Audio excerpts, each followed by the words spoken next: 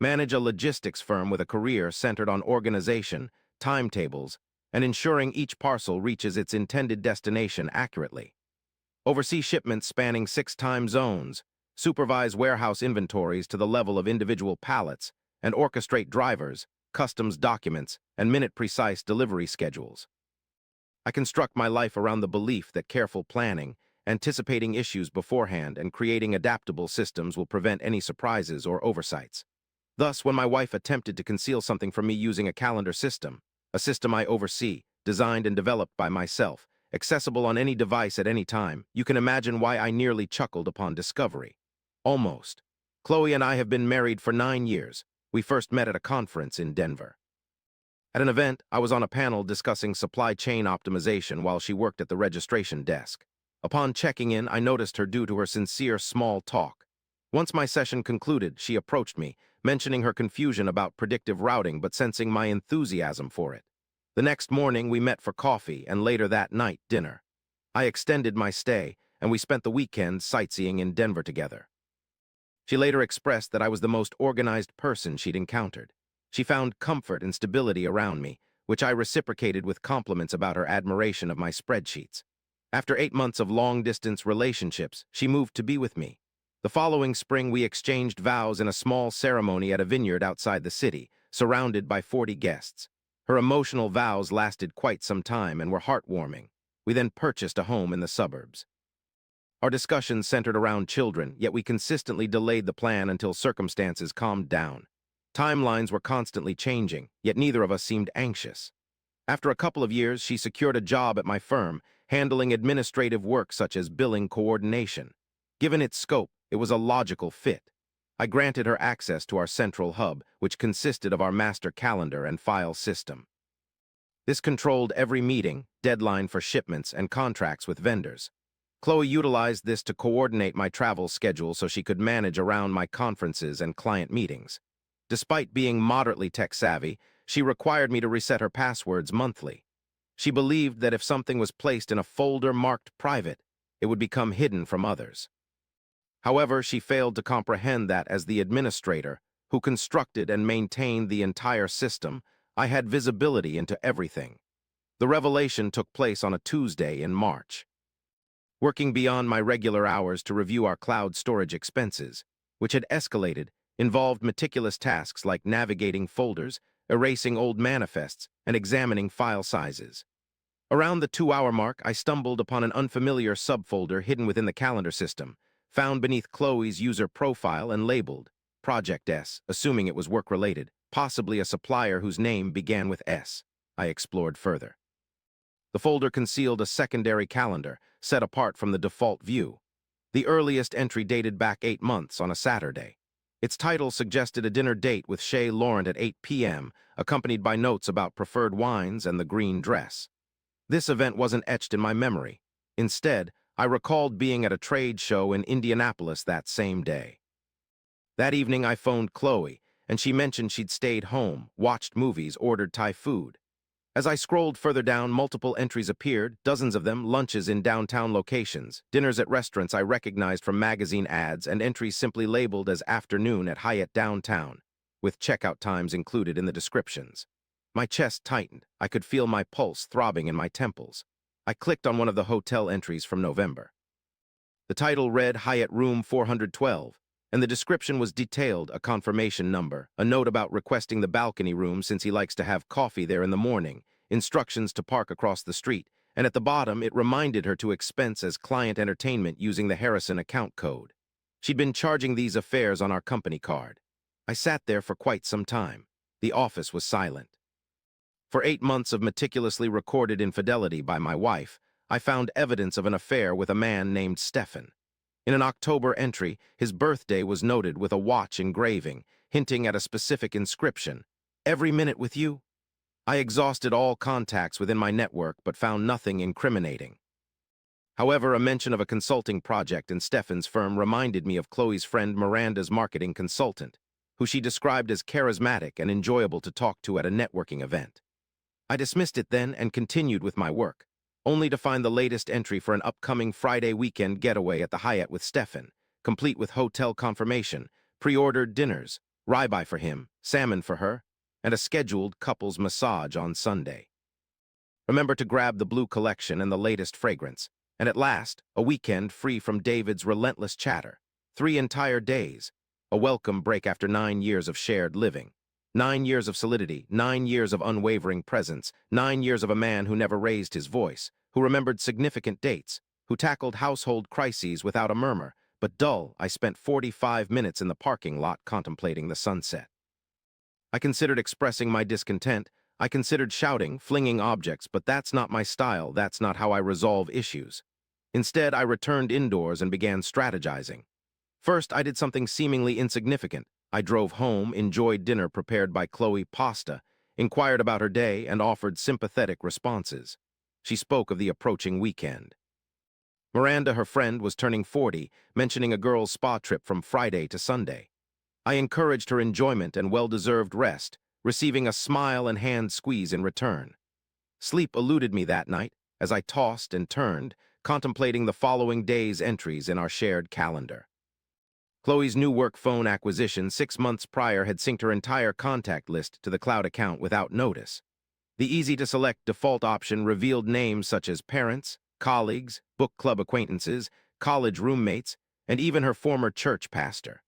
A total of 237 contacts were at my disposal, while I also delved into the calendar system's export functions. I was able to generate a comprehensive, neatly organized PDF of any folder, with each entry appearing in chronological order and detailing descriptions, timestamps, and notes. The final product was clean, professional, and irrefutable evidence. I made no changes, not yet. Monitored her whereabouts via company phone's location services, noticed updates in her calendar and new entries, observed her notes regarding a particular perfume and blue lingerie set. Friday morning arrived. Chloe appeared earlier than usual, exhibiting energy I hadn't seen in months, taking a lengthy shower and applying meticulous makeup. She prepared an overnight bag with her fancy lingerie and expensive perfume. She hummed while doing so. I made coffee and brought it to her, advised her to drive safely, expressed my love for her. She reciprocated but was already preoccupied with her phone, wandering elsewhere. Went to work, attended meetings about quarterly projections, endorsed a shipping contract, ate lunch at my desk while evaluating expense reports, including one from the Harrison account displaying a charge at She Laurent. At 2:15, Chloe's phone arrived at the downtown Hyatt Hotel. The blue dot on the map moved through the lobby, halted at the front desk, then ascended to the 4th floor. 3:20 p.m. in room 412. I chose to wait an extra hour, desiring her composure, Stefan's presence, and her belief she had evaded detection once more. Closing my office door, I navigated the calendar system's backend, accessed Chloe's profile, opened Project S folder, read through the weekend's details, one last-time confirmation number, dinner order, massage appointment, derogatory comment about me being uninteresting, then exported the entire folder as a PDF, chronicling 8 months of entries in sequential order, detailing every hotel, meal, expense, clothing suggestion, and lies she planned to tell me, totaling 47 pages. I initiated a new company email, using contacts from Chloe's synchronized address book. To Chloe's relatives, friends, pastor, work colleagues, and book club members, I sent out a straightforward message. Dear all, I found a calendar that my spouse has been managing on our company system for the past 8 months attached below. I believe you should be aware of her true identity. I hit send, and 237 emails were instantly distributed. Closing my laptop, I reclined in my chair, released a breath I hadn't realized I was holding, then went to the break room for another cup of coffee. I chatted with the receptionist about her daughter's soccer game, responded to 2 vendor queries, and remained composed until 40 minutes later my phone vibrated. A text from Greg, my old college roommate. Hey buddy, just got a strange email containing a calendar PDF, something concerning. Regarding hotels and Stefan, I responded, it's not a hack but definitely not intended for you. Greg remained silent for a while before saying, I'm really sorry, call me if you need anything. Texts poured in from friends, family, co-workers of Chloe's old job. My mother exclaimed in all caps, what's going on? Is CHLOE okay? What's this calendar? I ignored all responses. My mother-in-law called. I let it go to voicemail. A minute and a half of increasing panic ensued. How could she do this to you? How could she do this to our family name? What will Pastor Douglas think? I imagined Chloe at the hotel, possibly lying in bed with Stefan while watching TV or opening wine, her phone lighting up with notifications and then calls starting. I visualized her expression when she opened the email and saw the PDF, realizing her secret life was now exposed to 237 inboxes. I tracked her location. For another 3 hours past the Hyatt, the blue dot remained stationary at 6:47 p.m., triggering a remote wipe of the company phone, a regular security practice when devices are misplaced or stolen, allowing data erasure. This action simultaneously revoked her access to the calendar, email, photos, text history, an unintended side effect of the protocol. As I envision it, she was likely attempting to depart from the hotel when the incident occurred, frantically considering damage control strategies to explain this predicament to her parents, only for her screen to darken. A message prompting device activation credentials appeared, ones that she had not memorized. At 7:15 p.m., I received an unrecognized text. Her secret phone meant for Stefan didn't surprise her much. "What transpired?" she messaged. "David, what did you do?" After 5 minutes, I sent the message containing the calendar details, likely shared by others too. "Don't return home," she tried to call, but I remained unreachable, switched off my phone, poured myself a drink. In my home office, I allowed quietness to take over, slept better that night than in months. The subsequent weeks were intricate, yet not as challenging as anticipated. Chloe stayed with the real Miranda, who was truly dismayed and continued texting me, expressing her ignorance and sickening realization of being a cover-up story. I informed Miranda I wasn't holding it against her.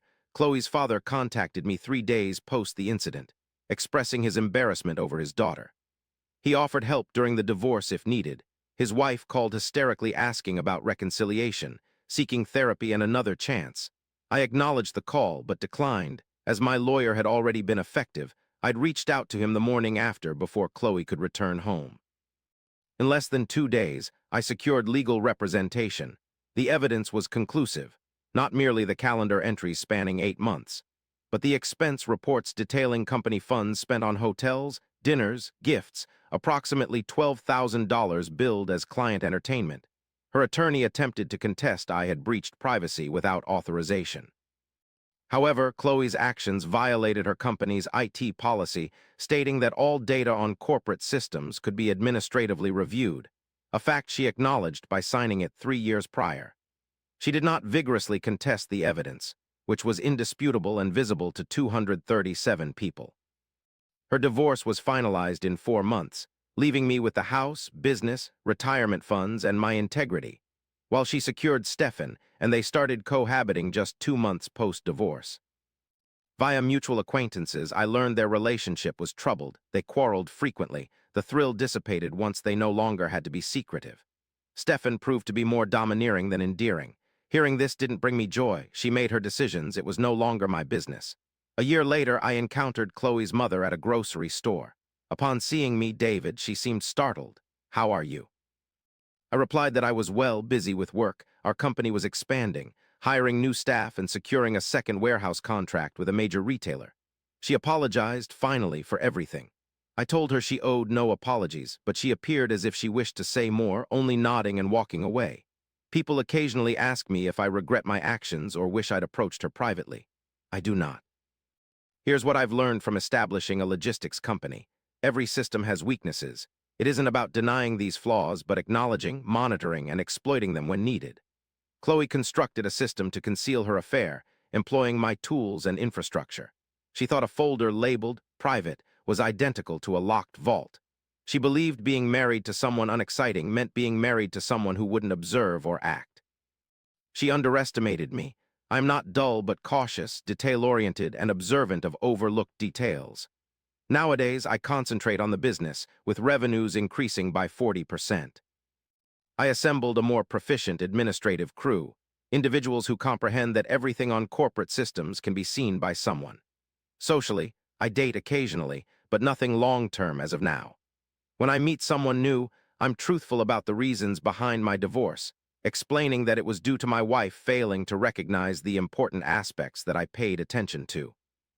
Some people find this reassuring, while others find it intimidating. Nonetheless, they are aware of what they are getting into. Last month, I received a notification from our calendar system about an attempt to access the old Project S folder. The login originated from an unrecognized IP address, but bore Chloe's former company email address, indicating she recalled her credentials and wished to check if anything remained. However, she was unable to gain entry as I had revoked her permissions at the time of our divorce finalization. I also deleted the folder since it held no more necessary information for me. After that, I returned to work, focusing on monitoring shipments, enhancing schedules, and fostering the growth of our company. While some may view this as mundane, I see it as constructing something enduring and being a person who attends to what truly matters. Secrets in the digital era don't vanish. They accumulate with each calendar event, every synchronized contact, every expense record all stored, ready for someone diligent enough to search through. She labeled him dull, he deemed it patience, and the same schedule she employed for deception unwittingly became a confession she hadn't intended. If this tale resonates with you, hit like. It takes mere seconds but makes an impact beyond measure. And if you haven't subscribed yet, do so and click the bell to avoid missing Kamak's next appearance at work. Leave a comment below. Would you have acted differently or handled it the same way? See you in the next one.